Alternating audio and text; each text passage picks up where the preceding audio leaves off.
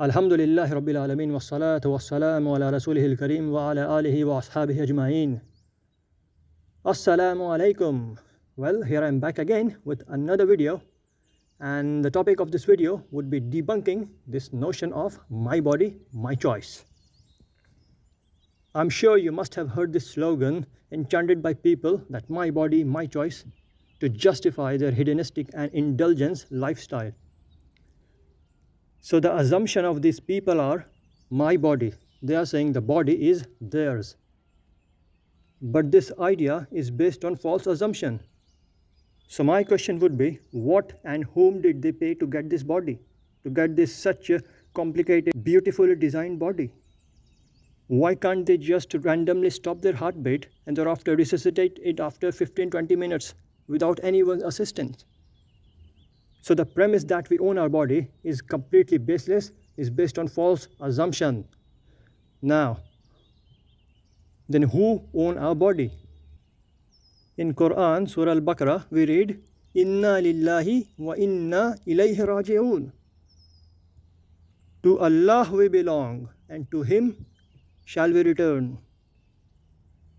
Allah subhanahu wa ta'ala also mentions in Surah Al-Mulk, chapter 67, verse number 23, قُلْ هُوَ الَّذِي أَنْشَأَكُمْ وَجَعَلَكُمُ السَّمْعَ وَالْأَبْصَارَ وَالْأَفْئِدَةَ قَلِيلًا مَا تَشْكُرُونَ. Say, it is He who has produced you and gave you hearing, vision, intellect. Little are you grateful. So everything belongs to Allah subhanahu wa ta'ala.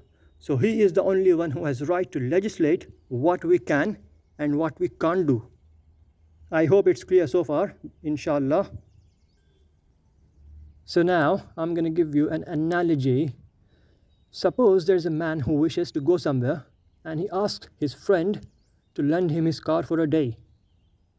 His friend hands him the keys, he takes the keys, he drives away.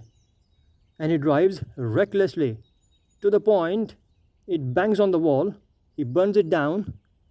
So what do you think of the man? So what do you think of the guy who did that? Of course, that is unacceptable, because the car didn't even belong to him in the first place.